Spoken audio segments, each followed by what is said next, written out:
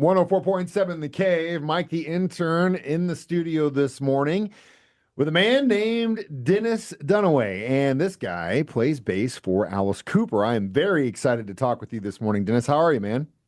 I'm feeling great. I'm still not believing all of the excitement over this album that's going on. It's pinch me year for me. That's it really is a cool story. And if you weren't familiar, what Alice and his original band has done is after about, a few years, they decided to get back together and record a new record as the original band, Alice Cooper.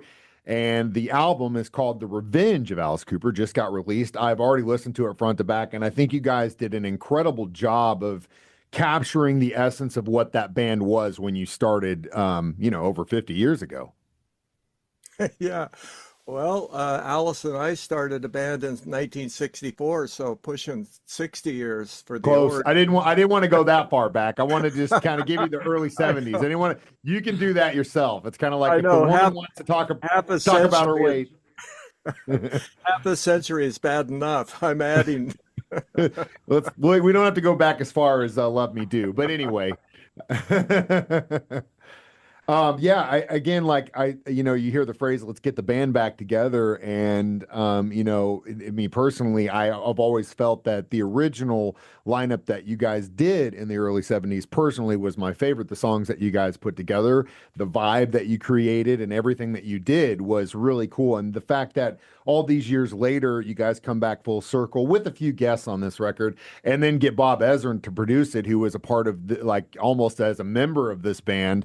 I thought it was just great. How did this all just come about? Did you and Alice just go play golf one day and say, hey, we should do this again?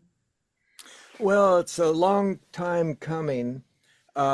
It actually, step by step, when we were inducted in the Rock Hall in 2011, we rehearsed and played, and we do benefits with Alice out in Phoenix from time to time. We recorded songs on his last three solo albums, but the final thing is Neil Smith, the drummer, and Michael Bruce, the guitar player, were out in Phoenix, Arizona, kicking around ideas for the fun of it. And whenever Alice was in town, he'd join them, and they came up with some songs they got excited about. And then they decided, well, it's finally time to do this.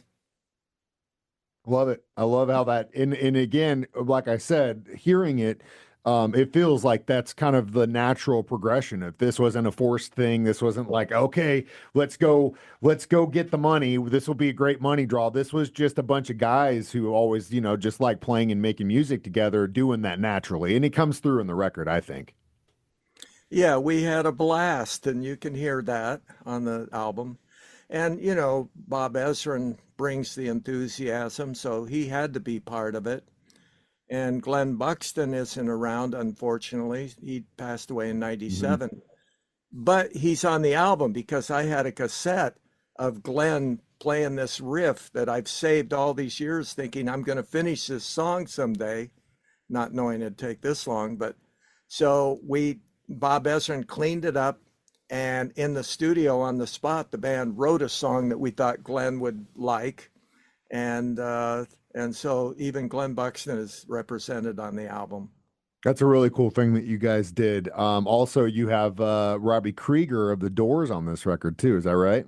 Right. The song Black Mamba, we also wrote right in the studio from the ground up around a riff that Michael Bruce had. Uh, and we thought, okay, who should play guitar on this? Because Glenn would have played a slide with a spoon.